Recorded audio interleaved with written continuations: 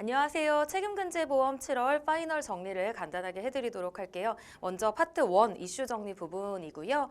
간단하게 최근 3개년의 법 개정사항, 판례 등의 내용이 있는지를 좀 확인해 보도록 할게요. 자, 우리는 주요한 내용들은 문제풀이반이라든지 모의고사반에서 약술 및 사례로 다 다뤘던 내용이기 때문에 여러분들이 잘 알고 계시는 내용이라고 보시면 돼요. 자, 먼저 책임법리의 이 근제 파트에서 가장 크게 변경된 부분이었죠. 근로복지공단으로부터 이 재해자가 보험 급여를 받은 경우에 이 판례를 일단 적용하자라고 말씀을 드렸고, 해외 근제나 선원 근제 같은 경우에는 확실한 판례는 없기 때문에 그 부분은 원래 방법대로 산정을 하자라고 얘기를 드렸어요. 자, 이건 근로복지공단이 제3자에게 구상 금액을 과거의 판례보다 이제 적게 행사를 할 수 있기 때문에 반대로 재해자가 제3자에게 청구할 수 있는 이 손해배상 청구권 자체의 금액이 더 커졌다라고 볼 수 있는데요. 이 산재보험의 공보험적인 성격 등을 고려했을 때 이 재해근로자의 과실 부분을 근로복지공단이 부담을 하겠다라는 취지이기 때문에 근로자한테 더 유리하게 변경이 되었다라고 보시면 돼요. 자, 이건 제3자뿐만 아니라 이 근로자가 본인의 과실로 업무를 하다 다쳤을 때 사업주에게 청구를 할 수 있는 이엘특약에 청구하는 경우에도 동일하게 적용한다라고 말씀을 드렸죠. 자, 그래서 관련한 내용들에 대한 이 판례의 간단한 내용이고요. 뒤에 가면 약술 부분에 대한 정리 부분이 있어요. 거기에 제3자가 누군지 구체적인 판례의 범위 이런 내용들은 약술로 정리가 되어 있으니까 여러분들이 좀 보시면 될 것 같고요. 간단하게는 여기 공단이 있고 재해자가 있죠. 공단이 약 800만 원 정도의 산재보험급여를 지급했다라고 가정을 하고요. 여기 제3자. 그럼 먼저 공단이 구상권을 행사를 하게 되는데 바뀐 판례에 의하면 이 공단이 가져올 수 있는 금액 자체가 적어진다라고 얘기를 드렸는데요. 공단 같은 경우에는 여기 제3자의 과실이 70%, 그리고 재해자는 손실이 1,000만 원이고 재해자의 과실은 30%가 있다라고 가정을 좀 해보면 공단은 800만 원에 본인이 보험금을 준 800만 원에 대해서 이 제3자의 과실 70%, 그리고 이 제3자가 이 사건에서 책임을 지는 이 손해배상 채권의 한도액 내에서 구상을 행사할 수 있는 거니까 700. 자, 이렇게 되면 구상권은 560만 원을 행사를 해올 수 있게 되는 거고요.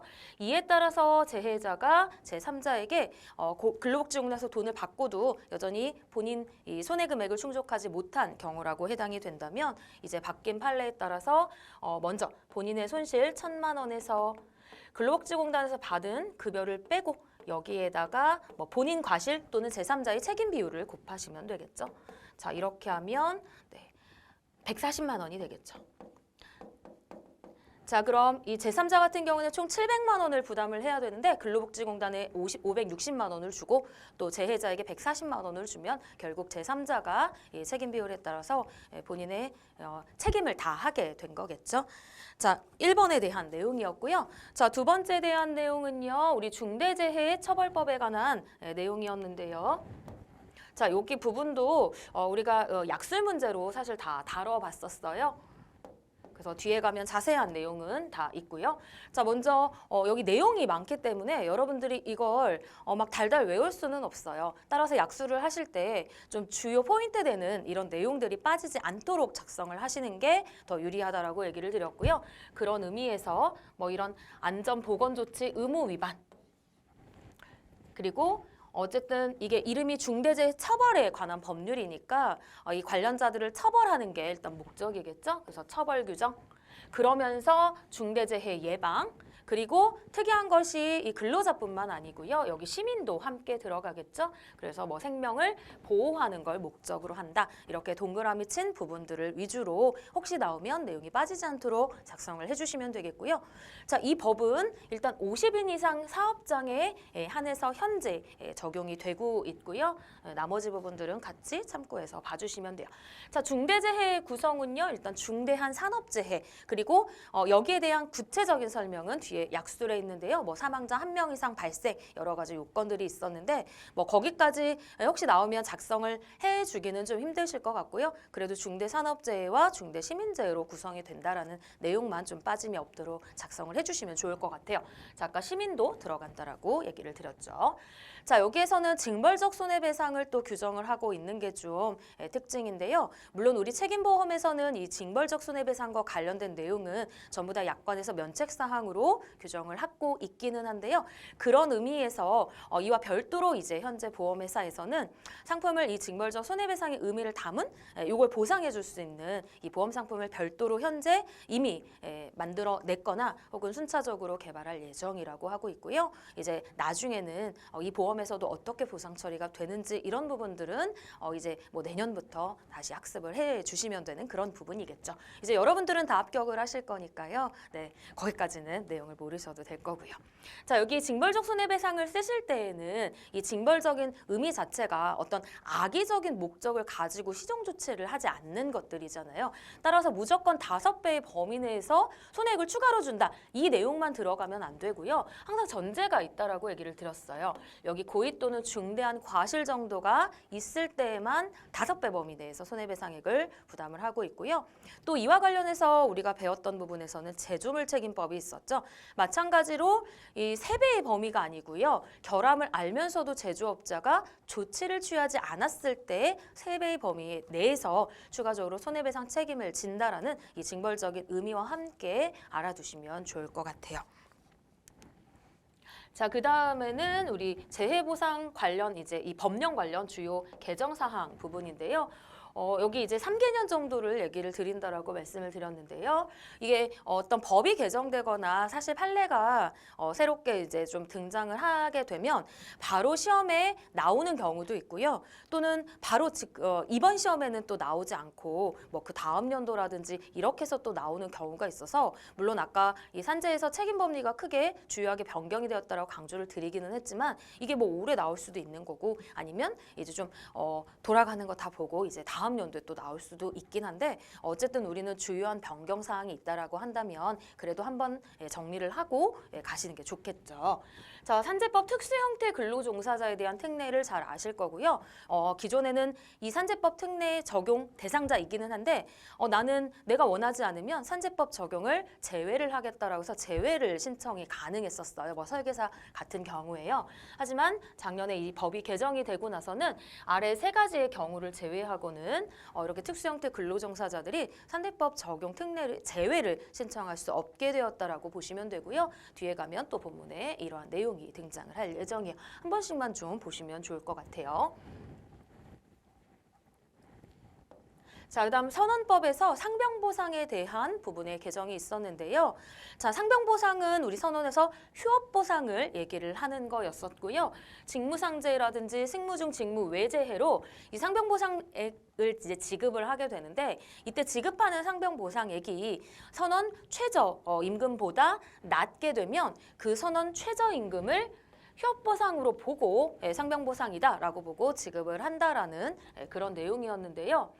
자, 이 선언 최저임금보다 일 못한 금액이 낮은 경우가 사실 얼마나 될까요? 이게 요양기간이 아주 짧은 사람들이나 이 경우가 가능하고요. 보통은 막 장애가 남고 이럴 정도로 많이 다치신 분들은 어차피 치료기간이 막 몇 개월씩 넘어가기 때문에 이 선언 최저요양 기준보다는 선언 최저임금 기준보다는 훨씬 더 상병보상액을 많이 받기 때문에 그러한 경우에는 해당 사항이 없을 것 같고요. 그래서 여기 아래 이렇게 땡땡하고 알려드린 것처럼 이런 경우에만 있으니까 그래도 혹시 모르니까 참고해 주시면 좋을 것 같아요. 자, 그다음 4번째는요. 최근에 나왔던 대법원 판례에 대한 내용인데요. 자, 우리가 안전배려 의무 위반은 어떤 계약에 따른 신의칙상의 부수적인 의무로서 인정이 된다. 따라서 우리가 배웠던 뭐 의사배책이라든지 혹은 뒤에 사용자하고 근로자의 관계 이엘특약 청구를 할 때 이 피보험자인 사업주의 안전배려 의무 위반에 따른 책임이 있는 경우 민법 390조 채무불이행 책임을 적용해서 책임을 물을 수 있다라고 얘기를 드렸던 부분이 있죠. 자, 그럼 이 피해자가 이 안전배려 의무 위반에 따른 채무불이행 책임의 이 청구권을 행사를 하는 경우 소멸시효를 어떻게 적용을 해야 되는지인데요. 자, 우리 민법 390조 같은 경우에는 민법의 일반 채권 10년을 적용을 하고 있고요. 만일 이 성격을 상행위에서 비롯된 채권, 상사채권으로 본다면 민법의 5년을 규정을 하고 있었어요.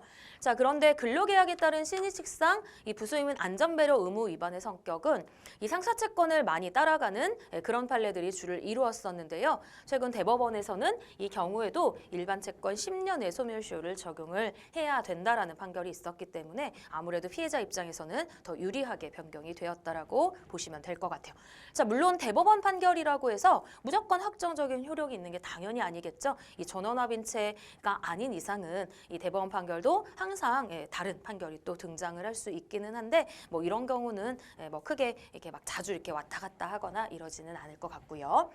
자, 그다음 마지막으로 5번째 어선언법에서 승무 중 직무 외재해의 원인으로 사망한 경우 그 기간을 어떻게 해석할 것이냐에 대한 판례는 이미 다 알고 계실 거고요. 이게 어선언법에서 나온 내용이지만 결국 이 보험금, 이 재해보상금을 어떻게 지급하냐에 관련한 내용이고 또 선언법과 그 내용이 동일하기 때문에 결국 함께 적용이 가능하다라고 보시면 되는데요. 자, 요양계실로부터 3개월 이내에 사망한 경우라고 이렇게 해석을 하고 있고요.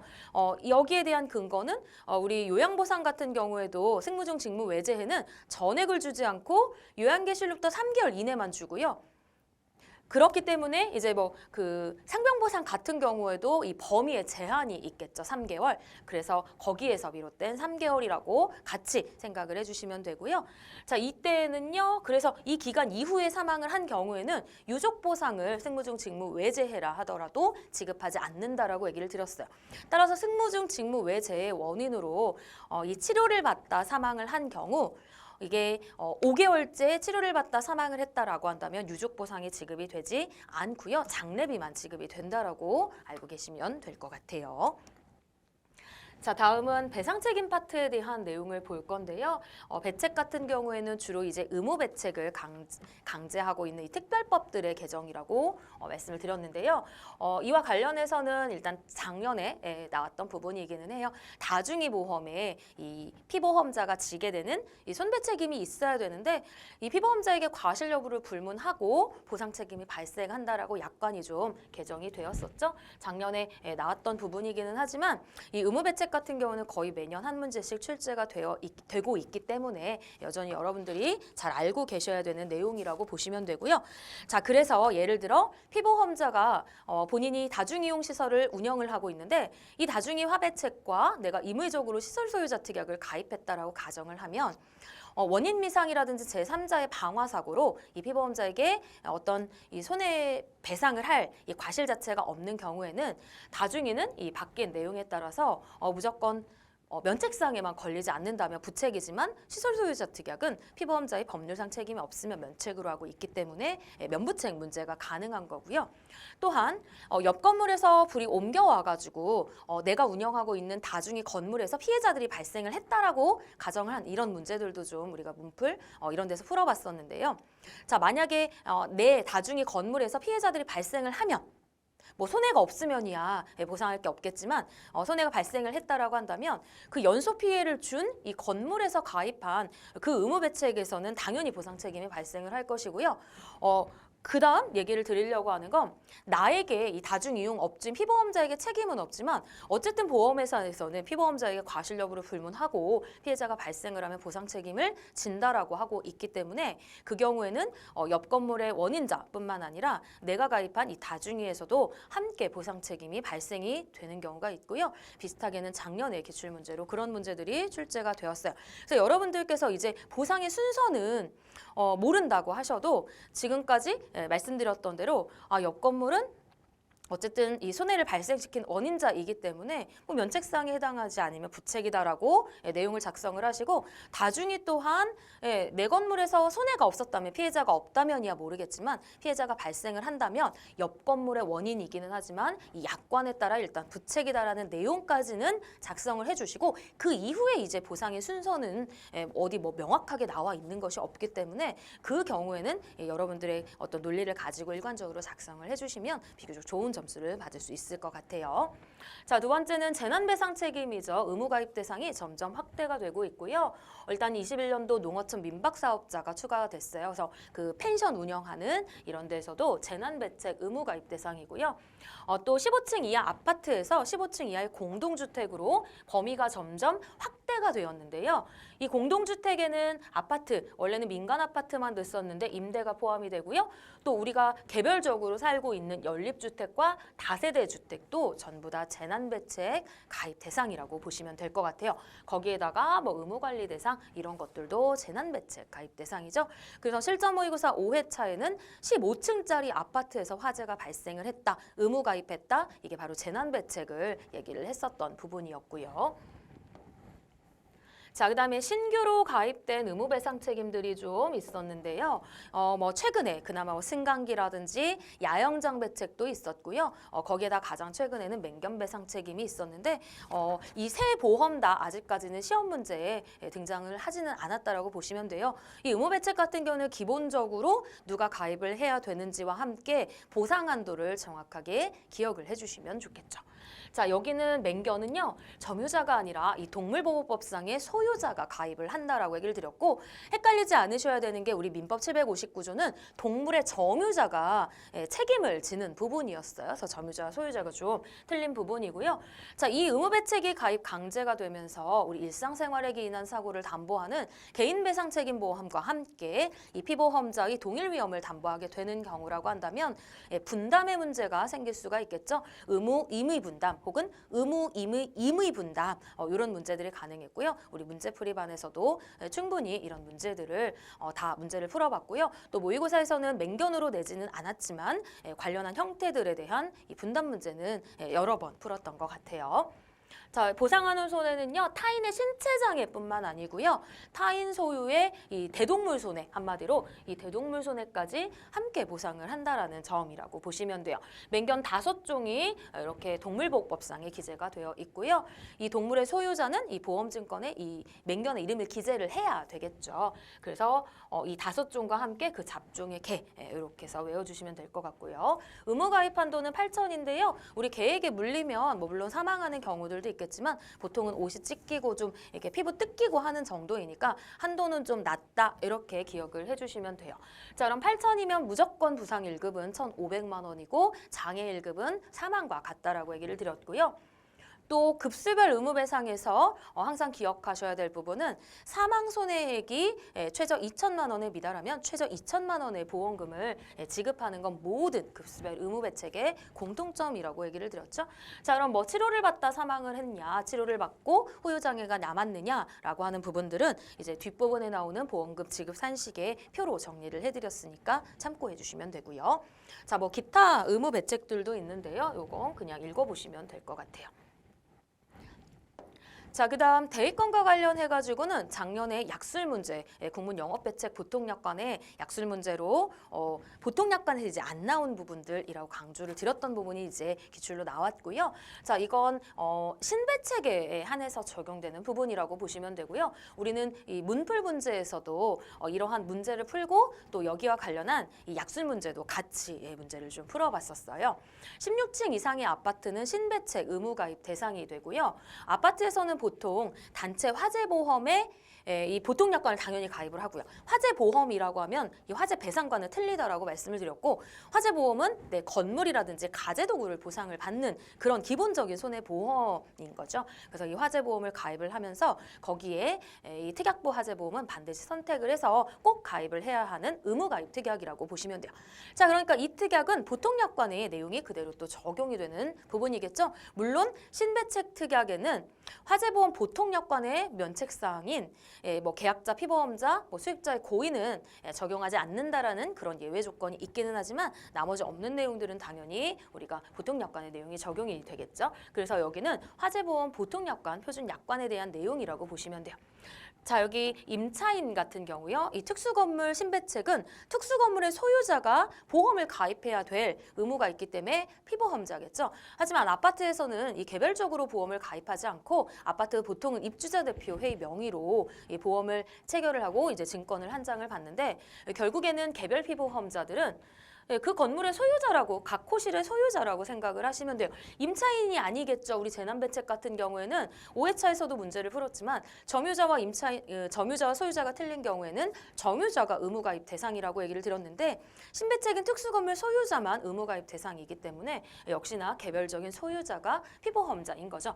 자, 그런데 이 소유자가 임차를 주는 경우 임차인은 결국 아파트 이 관리비를 납부를 하는 사람이고요.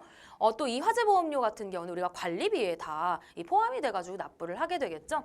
따라서 임차인이 있다라고 한다면 이 임차인은 보험료를 내는 사람이기는 한데 우리가 법원에서는 이 제3자는 구상권의 대상이 된다라고 보고 있고 이 제3자는 피보험자를 제외한 모든 자라고 하고 있기 때문에 결국 임차인은 피보험자도 아니고 그래서 결국 제3자라 구상권 대상이 되는 거겠죠.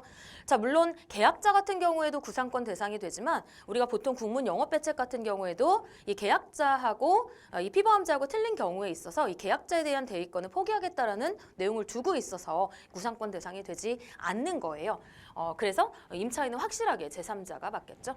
자, 그럼 임차인의 과실로 화재가 발생을 하게 되면 일단 내가 임차를 하고 있던 그 건물주의 이 건물에 손해를 끼치는 거겠죠. 자, 그럼 보험회사에서는 당연히 손해보험이니까 피보험자인 소유자에게 화재보험금을 지급을 할 거고요.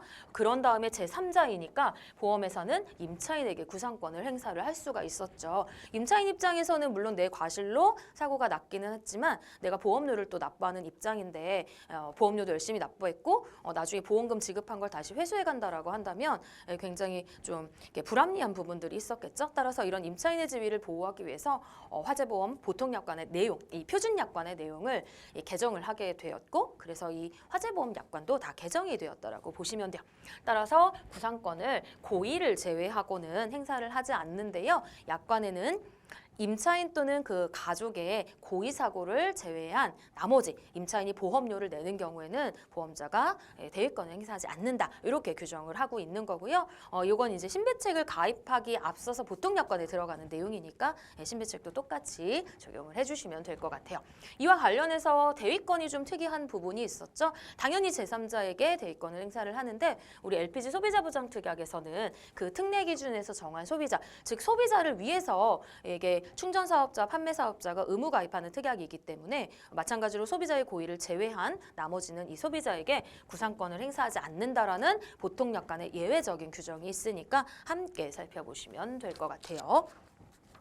자, 그 다음에는요, 우리 개인배상책임보험을 얘기를 할 건데 이 개인배책 부분에서 기출문제는 사실상 사례문제 한 번과 약술문제 한 번 정도가 있었는데요. 가족일배책특약의 피보험자의 범위와 함께 755조의 책임법리를 함께 작성하는 문제가 있었고 또 759조 동물의 점유자 책임과 함께 이 점유자가 가입한 이 개인배책 어디에서 보상책임이 발생을 어떻게 하는지 분담 문제를 푸는 그런 기출이 있었어요. 자, 그럼 우리가 약술 문제를 생각을 해본다라고 하면 약술은 대부분 법률 규정 아니면 약관이잖아요. 우리가 배우는 것들이. 따라서 국문 영업배책 보통 약관에는 쓸 내용들이 많기 때문에 거의 매년 한 번씩 다 출제가 되고 있고요. 그래서 뒤에 가면 이제 국문 영업배책에서도 대부분 다 기출이 한 번씩 나왔고 이제 옛날 기출을 다시 보신다든지 최근 거는 좀 빼고 그다음 안 나온 이 기출 정도가 한두 개 정도 있었던 것 같은데 그런 부분들 위주로 먼저 외워주시면 될 것 같아요. 그래서 마찬가지로 이런 개별 약관들에 보상하는 손해와 면책상 혹은 그 약관의 용어 정의 같은 것들이 있는지 꼭 살펴주셔가지고 그런 것들 쓸 게 있어야 약술 문제로 묻는 거잖아요. 아무리 중요해도 이 쓸 내용이 없으면 문제로 적절하지가 않아요. 그렇기 때문에 이 개인배책은 이 보상 손해와 면책 사항을 쓰는 문제는 아직까지 출제가 되지 않았으니까 그래도 좀 더 높은 순위를 두고 여러분들이 좀 준비를 해주시면 좋을 것 같아요. 자, 여기는 최근 이제 약관이 좀 변경이 되었는데요. 우리가 원래 알고 있기로는 이 피보험자가 거주하고 있는 그 주택을 증권에 기재를 해야 되는 거고요. 그래서 그 주택의 소유사용 관리에 기인한 손해와 일상생활에 기인한 손해 이 두 가지 가지를 담보를 하는 보험이었는데요. 일상생활은 그대로 들어가고요. 또 피보험자가 주거하고 있는 주택 한 채만 있다. 그러면 그건 뭐 증권에 기재하면 그건 뭐 당연히 보상이 되는데 이 피보험자가 내가 살고 있는 집이 따로 있고 또 이 임차를 준 집이 따로 있다라고 한다면 둘 다는 안 되고 둘 중에 하나만 증권에 기재해가지고 선택을 하게 해서 기입을 하게 되면 그 증권에 기재된 주택의 소유사용 관리에 기인한 손해도 보상을 해준다라는 부분이죠. 따라서 여기에 있는 건 기존과 동일하고요. 여기 뒷부분이죠. 네, 여기가 신규로 생긴 부분이라고 보시면 돼요. 근데 중요한 건 어쨌든 피보험자가 거주하고 있어야 된다라는 점이고 당연히 증권에 꼭 기재가 되어 있어야 돼요.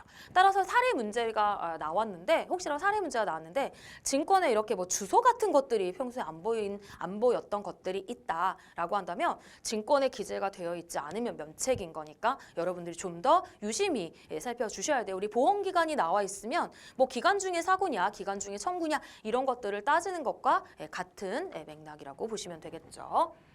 자, 그 다음 일상생활에 기인한 거니까 우리 면책사항 부분에서는 차량에 기인한 손해는 면책인데 거기에서 원동력이 인력인 것은 다시 제외를 하고 있어요. 원동력이 인력인 것은 페달 밟아서 가는 자전거 있죠. 네, 일반 자전거, 페달 자전거. 전동 자전거, 이런 전기 자전거 말고요. 이런 일반 자전거에 기인한 손해라든지 또 아까 이 맹견 소유자가 이 맹견을 데리고 산책하던 중에 다른 사람을 뭐 다치게 하는 경우 그 사람이 또 마찬가지로 개인 배책의 피보험자라고 한다면 분담 문제가 생길 수 있다라고 했기 때문에 여기 뭐 맹견이라든지 뭐 동물 사고 이런 것들도 다 일상생활에 기인한 사고이니까 같이 좀 생각을 해보시면 될 것 같아요. 따라서 피보험자 같은 경우에는 이렇게 주택의 소유사용 관리에 기인한 건 뭐 민법 758조라든지 750조에 근거해서 제3자에게 손배 책임을 부담할 수 있게 되고요. 책임 법리가. 또 일상생활 같은 경우에는 750조라든지 맹견, 758조 동물의 점유자 이런 것들에 758조가 아니죠. 759조 동물의 점유자 책임 등에 의거해서 제3자에게 손해배상 책임을 부담하게 되는 근거가 될 수 있다라고 보시면 돼요. 함께 외워주시고요. 자, 그다음에 뒷부분에는 우리 뭐 피보험자의 범위 면책사항이 있으니까 같이 꼭 봐주시고요. 자, 그다음 최근 판결을 하나 말씀을 드릴 건데요. 우리 혹시 학교안전공제회라는 약간 근로복지공단과 비슷한 뭐 어떤 공보험적인 성격을 갖는다라고 해석이 되는 학교안전공제회가 있는데요. 이 학교에서 아이들이 뭐 수업 시간 중에 뭐 다치거나 했을 때 이 공제에서 학생들에게 이 공제급여를 지급을 하는 그런 보험인데요. 이 공제중앙회에서 수익사업의 일환으로 각종 공제 상품을 판매를 하고 있어요. 거기에 우리가 지금 공부를 하고 있는 이 배상책임, 그래서 배상책임 공제라는 상품을 판매를 하고 있는데 그래서 여기 보시면 교육활동 중에 이 피공제자가 일단 학생이 되겠죠. 피보험자를 얘기를 하는 거예요. 공제에서는. 이 피공제자가 일으킨 사고로 인해서 배상이니까 제3자에게 끼친 손해를 마찬가지로 보험회사인 이 중앙회에서 보험금을 지급을 하는 사안이라고 보시면 되는데요. 여기 뭐 예시가 있는데 학교 동아리 활동 중에 이제 뭐 길 걸어가다가 행인을 좀 다치게 해서 사망을 시킨 사안인데요. 문제는 이 피공제자인 이 A가 가입한 보험이 어떤 거냐면 뭐 예를 들면 개인 배상 책임이 있겠죠. 뭐 일배책 같은 것들 뭐 부모가 가입을 아마 해놨을 거고요. 그리고 지금 얘기하는 이 학교 배상 책임 공제를 이렇게 함께 가입을 한 거죠. 자, 학교안전공제회라는 것과 이 배상책임공제는 이 판결문에서 성격이 틀리다라고 얘기를 하고 있어요. 지금 설명드린 이 배상책임공제는 수익사업의 일환이기 때문에 결론은 똑같이 상법에 적용을 받는 이 보험의 일종이다. 왜냐하면 우리 상법에는 이 공제도 이 보험편을 준용한다라고 되어 있기 때문에 똑같다라고 보고 있어요. 그렇게 되면서 이제 이 배상책임 공제와 이 가해자인 학생이 가입한 일반 책임보험하고는 결국에는 중복보험자의 관계에 있다라고 하고 있기 때문에 이 학교안전공제중앙회가 먼저 보험금을 지급했다고 하더라도 그 전에 에 대해서 이 책임보험자에게 구상권을 행사할 수 있는 것이 아니라 똑같이 이 분담의 관계가 적용이 돼야 되기 때문에 내가 부담해야 될 거, 남이 부담해야 될 걸 이 학교안전공제중앙회가 먼저 만약에 부담을 했다라고 한다면 그 전액 구상이 아니라 상대방이 이 책임을 져야 했을 부분을 내가 부담을 하면 그 부분에 대한 것만 구상을 할 수 있다. 이런 판결이에요. 즉 중복보험자 관계이기 때문에 피보험자가 동일하고 또 동일 위험을 담보한다라고 한다면 결국 보험자들끼리 보험금을 분담해서 지급을 하는데 우리 뭐 일배책 이런 것들 전부 다 독립책임액으로 분담을 하고 있죠. 그래서 마찬가지라고 생각을 하시면 돼요. 결국. 그래서 혹시라도 사례 문제에 내가 못 받던 학교 배상 책임 공제 어쩌고 저쩌고 그리고 이 학생이 가입한 뭐 일상생활 배상 책임 특약 이게 함께 적용이 된다라고 하면 어차피 피공제자, 피보험자가 같기 때문에 독립 책임액 분담으로 똑같이 보상손해 뭐 면책상에 걸리지 않으면 똑같이 독립 책임액 분담으로 보험금을 나눠주라는 뜻이구나 이렇게 기억을 하시면 될 것 같아요. 자, 그다음에 두 번째 판례는 이 자동차 쪽에서 나온 판례인데요. 뭐 기간에 대한 거니까 여러분들이 기산점에 관련된 거니까 한번 읽어보시면 좋을 것 같아요. 자, 여기까지 해서 우리가 일단 최근 이슈 부분을 좀 정리를 해드렸고요. 요건 이제 법에 대한 내용이었고 두 번째 여기 이슈가 잠깐 있는데 여기 이슈까지만 좀 설명을 드려보도록 할게요. 화재배상 책임은 뭐 워낙 사고가 자주 일어나고 있어요. 그래서 뭐 재난시설이라든지 신배책 시설, 그다음에 뭐 다중이도 다 마찬가지예요. 그래서 그런 시설 화재 사고가 많이 나기 때문에 여러분들이 필수로 이 건물이 어떤 보험의 의무 가입 대상인지는 기본적으로 체크를 좀 해주셔야 되고요. 특히나 최근에 물류센터, 이천 가면 물류센터가 있죠. 화재 사고가 굉장히 많이 일어났었고요. 또 요양병원 3,000제곱미터 이상 실전모의고 사반에서도 풀었고요. 또 높은 건물, 또 넓은 건물은 다 신배책이니까 16층 이상 아파트 이런 것들은 다 신배책 가입 대상이니까 잘 체크를 해주시면 좋을 것 같아요. 또 최근에 뭐 광주에서 이 건물 뭐 붕괴 사고라든지 여러 가지 근로자재해 사고는 늘상 일어날 수 있는데 뭐 최근에는 중대재해처벌법과 함께 이 근로자를 보호하기 위한 뭐 법률도 또 시행이 되고 있어요. 그래서 또 특히나 또 책임법률 산자도 또 바뀌었고 하니까 뭐 관련해 가지고 문제가 출제가 될 수 있겠는데요. 뭐 이런 것들은 어차피 사실관계에 대한 내용을 가지고 문제를 낼 수 있고 안에는 어차피 뭐 사용자 배상 책임 특약이 가입되었다. 또 만약에 도급업자 특약이 가입돼 있으면 어차피 근로자는 다 면책시키는 거니까 결국 근로자가 업무하다 다친 건 이엘 특약에서 담보를 하는 거고요. 거기에 따라 이제 사실관계만 바뀔 뿐이고 안에 뭐 산정하는 내용 이런 것들 뭐 한도 적용 이런 것들은 뭐 이미 배웠던 거랑 다 동일하게 적용이 되는 거니까 그런 부분에 기초를 잘 해주시면 좋을 것 같아요. 그래서 관련해서도 뭐 면부책 이런 것들을 우리가 문제풀이반에서도 충분히 많이 다뤘었고요. 자, 마지막으로 우리 개인 배책과 관련된 내용인데요. 최근에 뭐 도로교통법 개정해가지고 이 뭐 전동일, 전동 킥보드 등 이 개인이 소지하고 있는 이 이동형 장치에 관련해가지고 처벌 수위를 좀 높인다. 그래서 뭐 대대적 단속 뭐 이런 것들도 있었어요. 자, 여기 개인 배상 책임 면책 사유 중에서 이 개인 배책이라고 한다면 뭐 일배책, 뭐 가족, 뭐 자녀 이런 것들을 얘기를 하는 거겠죠. 자, 항공기, 선박, 차량, 뭐 총기, 소유사용 관리에 기인한 건 뭐 차량은 차량과 관련한 보험에서 보상을 하니까 여기서 또 제외를 하는 건데요. 다시 일단 차량은 면책인데 원동력이 인력인 것은 제외하니까 아까 자전거는 보상이 된다라고 얘기를 드렸어요. 한강공원 가서 자전거 타고 가다 다른 사람 다치게 하면 일배책에서 보상을 하는 이유가 여기 면책사항에 걸리지 않아서인 거고요. 자, 그럼 이 차량에 해당하는 게 어떤 거냐? 이륜차 그리고 원동기 장치 자전거인데요. 이 원동기 장치 자전거는 다 면허가 있어야 되잖아요. 여기 안에 전동 킥보드, 전동일 등 전동기로 작동하는 개인형 이동 장치 를 포함한다라고 되어 있어요. 즉 면책이라는 뜻이겠죠. 차량인 거니까 면책이고요. 다만 다시 또 단서를 둬서 장애인 또는 교통약자가 사용을 하는 뭐 전동 스쿠터라든지 뭐 전동 휠체어 같은 의료용 이런 것들은 차량에서 제외를 하고 있는 거니까 결국 보상한다라는 얘기예요.